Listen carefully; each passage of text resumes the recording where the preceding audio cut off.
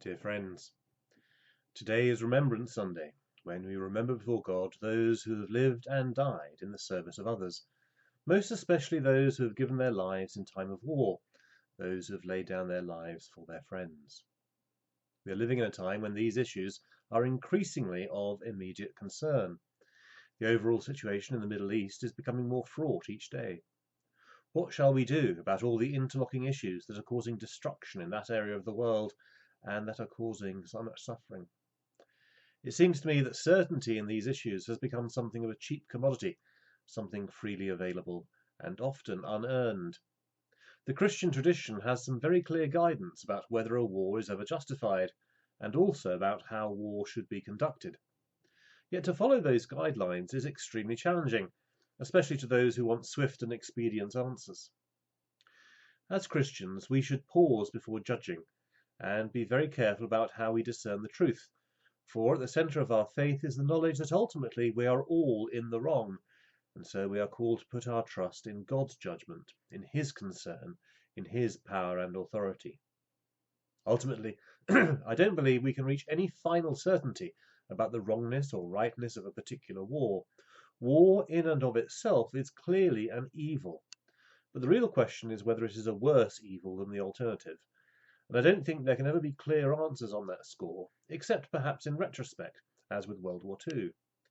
For what is searched for is the sort of clear understanding of all the issues that is only available to God. We see through a glass darkly, and in these situations we must simply do the best we can, placing the ultimate judgment in the Lord's hands, which can be very challenging, especially when we feel that there is a great deal at stake for us personally. At the heart of Remembrance Sunday is a sense of mourning, sometimes a very direct and immediate mourning for someone who has been lost in war, but also a general sense of mourning, where even those who haven't directly lost a loved one share in the sense of loss. We are a community that mourns.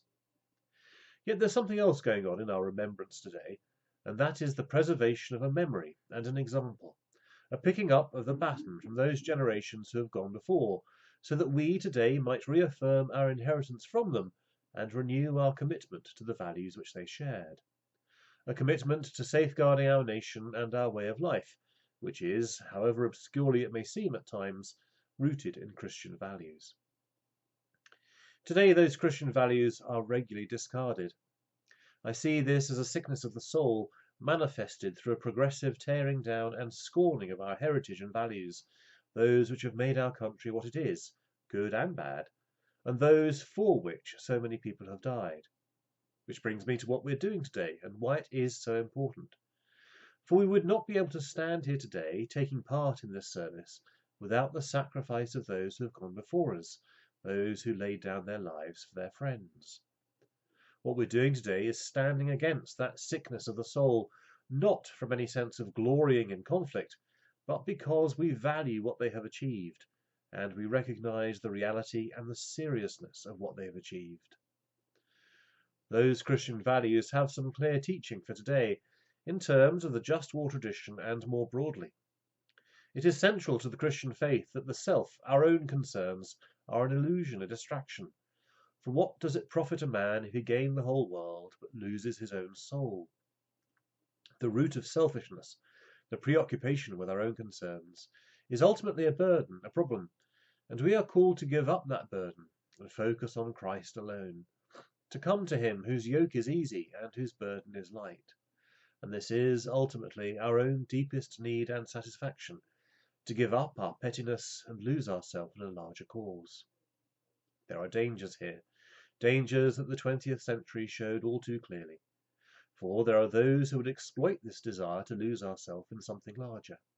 Ultimately, we must give ourselves up to God and to no one and nothing else. The first commandment must come first. But the way in which that works out in practice is by giving our lives in service to others. As Christ Himself puts it, He is in the naked whom we clothe, the hungry whom we feed, the sick whom we heal, the refugee whom we shelter. And it is in doing these things that we find our true peace, the peace which the world cannot give. These may seem, in the context of world conflicts, ecological breakdown, and mass migrations, very small things. Yet, as I said at the beginning, I think we should leave all the big questions to God. We have simple choices in small circumstances. Today we honour those who had difficult choices in terrifying circumstances, and who still gave their lives for others. And we honour them and give meaning to their sacrifice by maintaining their aims and values, taking their lives as examples for our own, going out into the world committed to serving our neighbour, thus ensuring that what they fought for shall not pass away from our memory. At the going down of the sun and in the morning, we shall remember them. Amen.